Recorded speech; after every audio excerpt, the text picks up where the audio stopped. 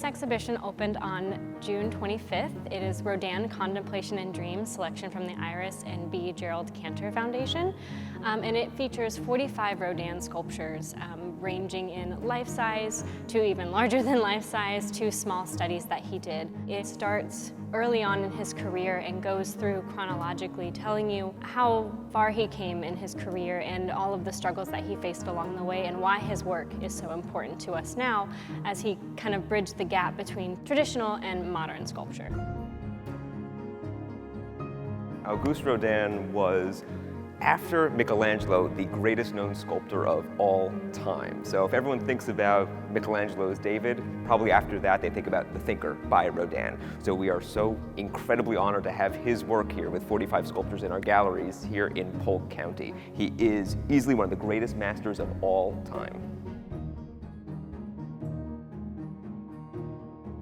Rodin's sculptures, which are primarily made in bronze, as exhibited in our show itself, exude this idea of pathos and emotion and drama, and any viewer of his sculptures will be mesmerized by the fact they look like they could breathe, they look like they could talk, they look like they could weep, they look like they are living beings despite the fact they're made of metal. The fact that he's able to conjure these feelings, that he's able to conjure these emotions and this characterization of humanity through metal is just incredible. And I think that's really the power of Rodin and why he has remained such an icon of art history for 100 years plus now past his death. I think people are interested in Rodin because he was able to bring to the table a new perspective on sculpture through a very classic technique that, you can see in traditional Greek sculpture. Nothing had to be refined, nothing had to be perfect, and through the imperfections of his work, through almost like these beautiful unfinished pieces, you got movement, you got emotion, you got human empathy and connection.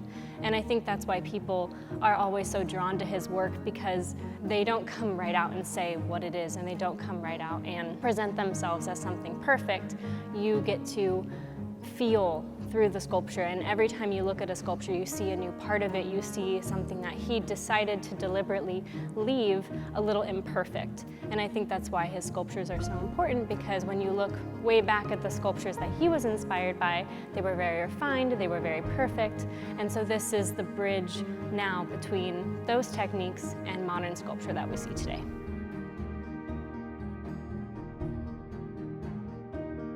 It's incredible just to have the ability to showcase works like this in Polk County. This is a rare occasion for our region, and having the ability to really have people look into this moment in art history, the late 19th century, learn a little bit about Rodin's life, about his career, about his struggles to establish himself as an artist. I think people will see that there is similarity in perhaps their own stories or their family stories, and it will resonate with them. At the same time, they're going to recognize historic figures and historic stories. The Gates of Hell, for instance, takes on Dante's Inferno famously. So we have literary figures and heroic figures and martyred figures, and there's so much content in the show that people are going to be so engaged with and then intrigued by the beauty of the sculptures themselves that they're going to want to come back again and again and again. And so I think with the show itself, the exhibition really speaks to the legacy of Rodin, but only opens the doors to visitors wanting to learn more and more about him.